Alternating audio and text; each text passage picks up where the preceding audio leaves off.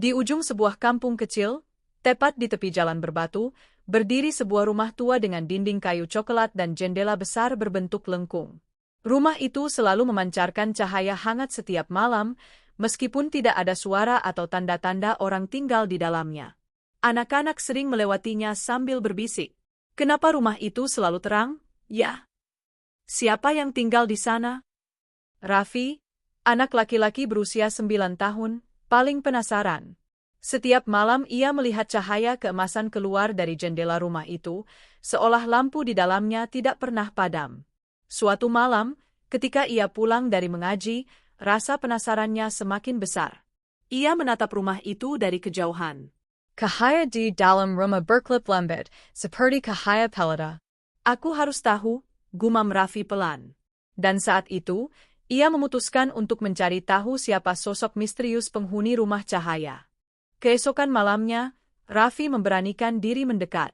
Langkahnya pelan, tapi hatinya berdebar cepat. Ketika ia mengetuk pintu rumah itu, tidak ada jawaban. Ai hendak pergi ketika tiba-tiba, pintu terbuka. Seorang kakek tua keluar dengan senyum hangat. Janggutnya putih, dan matanya tampak penuh kasih sayang. Silakan masuk, nak. Kamu terlihat penasaran, kata sang kakek. Raffi terkejut. Apa kakek tahu? Kakek itu tertawa kecil. Banyak anak yang penasaran, tapi hanya sedikit yang berani bertanya. Raffi masuk perlahan. Di dalam rumah, ia melihat ratusan lampu kecil yang tertata rapi di rak-rak kayu. Lampu-lampu itu bersinar lembut, membuat rumah terasa damai dan hangat.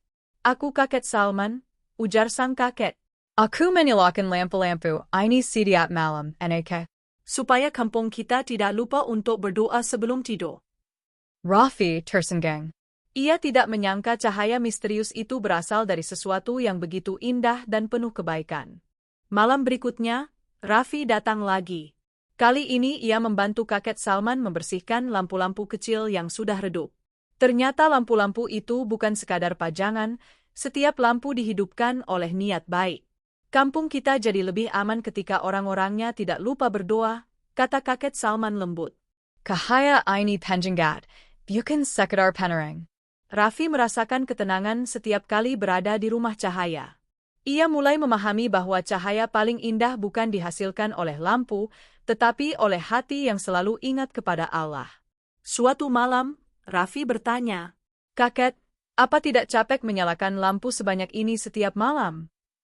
Kakek Salman tersenyum tipis, matanya menerawang. Capek itu biasa, anakku. Tapi selama ini membuat orang-orang tetap dekat dengan Allah, capek itu menjadi cahaya pula. Jawaban itu membuat Raffi diam dan merenung. Ia ingin menjadi seperti kakek Salman, membawa kebaikan kecil yang berdampak besar. Berita tentang Raffi yang berani masuk ke rumah cahaya menyebar ke seluruh kampung. Anak-anak lain menjadi penasaran dan ingin melihat sendiri. Suatu sore, Raffi mengajak mereka.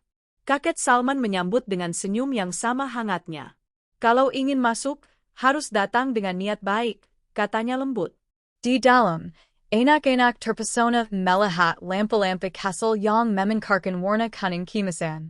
Mereka duduk melingkar sambil mendengarkan cerita-cerita penuh hikmah dari kakek Salman. Apa kita boleh bantu, Kek? Tanya Tia. Boleh, jawab kakek Salman. Lampu-lampu ini butuh tangan-tangan ikhlas untuk tetap bersinar. Sejak hari itu, setiap malam beberapa anak datang ke rumah cahaya.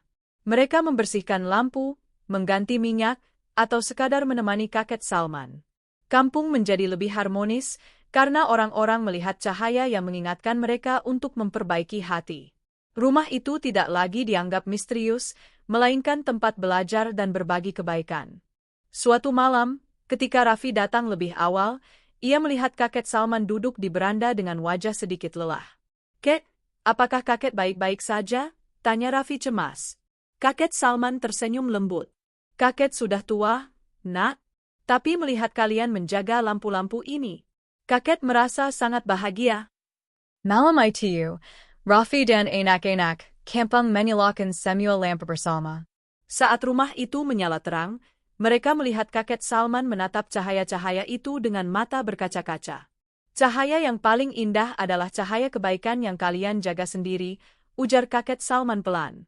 Sejak malam itu, kesehatan kakek Salman semakin melemah. Pada suatu hari, ia berpulang dengan damai. Tetapi rumah cahaya tidak pernah gelap, karena Raffi dan anak-anak kampung telah berjanji untuk menjaga lampu-lampu itu. Setiap malam, cahaya dari rumah itu tetap bersinar, menjadi pengingat bagi seluruh kampung bahwa kebaikan yang diteruskan tidak akan pernah padam. dan cahaya yang berasal dari hati tidak akan pernah hilang.